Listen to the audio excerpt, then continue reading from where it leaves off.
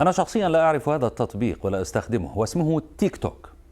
تطبيق صيني منتشر بكثرة بين فئات الشباب، ما يجعله منصة للنشطاء والراغبين في نشر أفكارهم واستهداف عدد كبير من المتابعين. فيروزة عزيزي هي فتاة أمريكية تظهر صورتها هنا، فتاة أمريكية ناشطة في مجال حقوق الإنسان، وجدت من تيك توك وسيلة لنشر الوعي تجاه بعض القضايا الإنسانية التي تدافع عنها بطريقة مختلفة.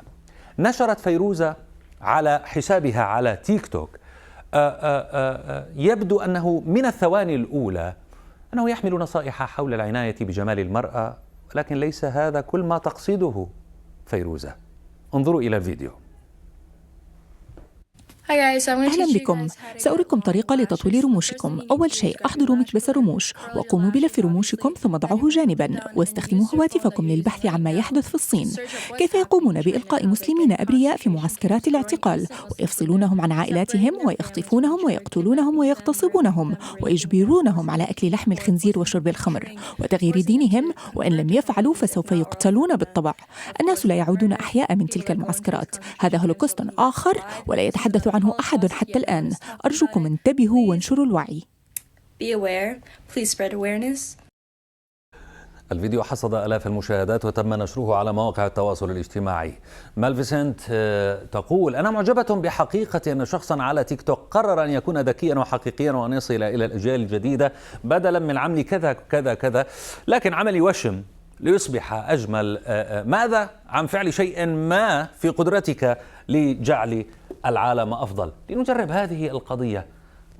تغريدات لا تعمل، سأجرب أن أرفعها، لا تعمل، سأقرأها.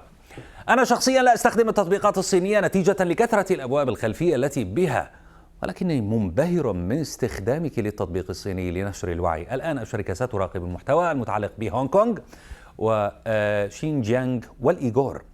لم يمضي وقت طويل حتى قامت شركة تيك توك الصينية بغلق حساب عزيز على تيك توك، لكن قالت أيضا في هذا الحساب، أحاول هذه القراءة: الصين خائفة من نشر الحقيقة لنستمر في إخافتهم وننشر الحقيقة، أنقذوا المسلمين، وهو هاشتاج هولوكوست الصين.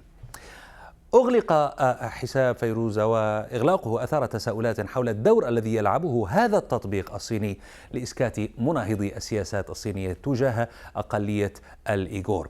فالصين عمليا تحتجز نحو 1,000,000 مسلم في معسكرات تقول إنها تطوعية تعليمية لمكافحة التطرف الديني، ولكن وفقا لوثائق مسربة حصلت عليها BBC يبدو أن هذا الاحتجاز يبدو ممنهجا، وهو لتلقين ومعاقبة المعتقلين.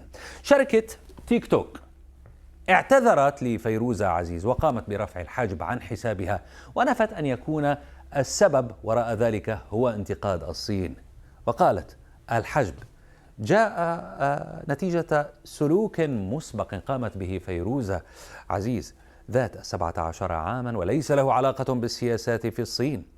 خطأ بشري من مراقبي المحتوى هو المتسبب في حذف هذا الفيديو يوم الخميس لمدة ساعة تقريبا. رد شركة تيك توك لم يقنع فيروزة التي غردت قائلة: تحديث تيك توك اعتذر وأرجع لي حسابي. هل أصدق أنهم حجبوا حسابي بسبب الفيديو الساخر؟ حذف حسابي كان فور نشر 3 فيديوهات عن الإيغور. لا أصدق هذا. فلنتابع هذا الفيديو، لأنها طبعا أكدت لBBC أن ما حدث لن يخيفها ولن يسكتها عن التحدث عما تريد. كأفغانية أمريكية أرى عرقي يعاني من الحكومة ومن جماعة طالبان. يؤلمني أن أرى الصين تفعل نفس الشيء بشعبها وأن الإيغور يعانون.